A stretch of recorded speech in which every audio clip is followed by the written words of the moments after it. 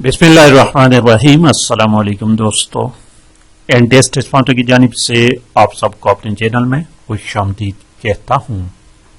दोस्तों, हमने class 8 English का सिलसिला शुरू किया हुआ है और आज यूनिट नंबर 6 अपलोड कर लेते हैं, यूनिट नंबर 6।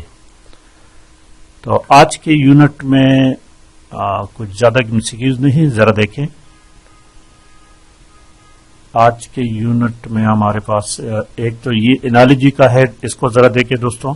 इसमें से क्वेश्चन आने के चांसेस हैं मेरे ख्याल के मुताबिक। Complete analogies pair below. Question number 1 लिखा हुआ है, evening is to morning as dinner is to breakfast. Option A इसमें करेक्ट ऑप्शन है। आपने क्या करना है, इन दोनों में जो रिलेशन है वही रिलेशन इसके साथ कायम करना है।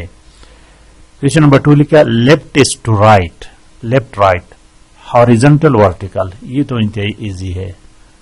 लेफ्ट राइट और हॉरिजॉन्टल ये दोनों अपोजिट है एक दूसरे के, हॉरिजॉन्टल और वर्टिकल एक दूसरे के अपोजिट है। ऑप्शन डी इसमें करेक्ट है। सिमिलरली ये लिखा हुआ है कि all is to many, all is to many as few is to some, few is to some. ये इसमें ऑप्शन ए करेक्ट है। और देखिए this one, butcher is to knife, butcher कसाई को कहते हैं। तो कसाई का काम क्या होता है, छुरी से होता है ना, नाइफ से। एज हेयर ड्रेसर, तो नाई होता है उसका काम क्या होता है, उसका काम कैंची से होता है, scissor. Butcher is to knife as hair dresser is to scissor. Similarly आखिरी क्वेश्चन देखे, warm is to hot, warm और हॉट ये सिनोनिम है एक दूसरे के। इसी तरह old is to antique, old पुराना, कदीम। तो ये एंटीक लफ्ज जो है ऑप्शन डी, ये क्वेश्चन अच्छी तरह याद रखे। एंटीक के मानी है कदीम, ओल्ड के मानी पुराना। 2-4 क्वेश्चन है, मैं सॉल्व में भी इस तरह लिख चुका हूं, उसको जरा देखिए। 3 क्वेश्चन है सिर्फ, लेकिन अहम है। ये लिखा हुआ है, cricket is to bat, cricket bat से खेली जाती है। Badminton is to what, badminton net, shuttlecock, court, racket, racket से खेला जाता है। दोस्तों कंफ्यूज क्वेश्चन है, ऐसा ना हो गलती हो जाए, ठीक है। इसी तरह दूसरा देखिए जरा, student is to exam, student अगर नेक्स्ट क्लास में जाएगा तो वो एग्जाम पास करके जाएगा। इसी तरह an employ is to, employ is to what, salary, appraisal, job, promotion. तो ऑप्शन ए इसमें करेक्ट है, उसका जायजा लिया जाएगा। अप्रेजल की मानी है जायजा। एंड क्वेश्चन नेक्स्ट आखिरी देखे, a patient is to doctor, patient बीमार हो गया तो किसके पास जाएगा, डॉक्टर के पास जाएगा।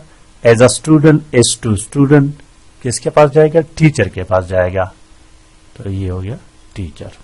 अब इसी चैप्टर में, इसी यूनिट में आगे जाकर ट्रांजिटिव और इन ट्रांजिटिव की बात हो रही है। ट्रांजिटिव वर्ब और इन ट्रांजिटिव वर्ब, इस बारे में तो पहले जो वीडियोस में अपलोड कर चुका हूं उस पर डिटेल से मैंने बात की है। आई थिंक चैप्टर 9th और 10th के इंग्लिश में इस पर काफी डिटेल से मैंने बात की है, और 7th के बुक में भी शायद ट्रांजिटिव और इन ट्रांजिटिव बुक की बात हो चुकी है। लेकिन यहां पर आपको मामूली सा रिव्यू देता हूं कि ट्रांजिटिव वर्ब किसको कहते हैं और इन ट्रांजिटिव वर्ब्स किसको कहते हैं। कुछ वर्ब्स ऐसे हैं जो कि बैक वक्त ट्रांजिटिव और इन ट्रांजिटिव दोनों हो सकते हैं, लेकिन उनके इस्तेमाल में थोड़ा सा फर्क होगा। तो यहां पर ट्रांजिटिव वर्ब, इससे पहले आपको सब्जेक्ट, वर्ब और ऑब्जेक्ट के बारे में पता होना चाहिए। किसी भी सेंटेंस में आप इन चीजों को पहचान सकते हैं कि सब्जेक्ट किसको कहते हैं, काम करने वाले को, वो वर्ब एक्चुअल जो एक्शन होता है वो, और ऑब्जेक्ट जिस पर काम किया जाता है उसको ऑब्जेक्ट कहते हैं। تو جب سینٹینس میں ورب کے ساتھ آبجیکٹ کا ہونا لازمی قرار دیا جائے یعنی ورب کا آنا لازمی ہو تو ان کو ٹرانزٹیو ورب کہتے ہیں. ایسا سینٹینس جس میں ورب کے بعد آبجیکٹ ہو تو وہ ورب ٹرانزٹیو ورب کہلائے گا. اور ایسا سینٹینس ایسا جملہ ایسے جملے جس کے بعد آبجیکٹ نہ ہو تو ان ورب کو ان ٹرانزٹیو ورب کہیں گے ہم. ٹھیک ہے دوستو. تو جس طرح میں کہوں کہ ہی از ایٹنگ ایپل. ایپل کیا ہے؟ یہ آبجیکٹ ہے.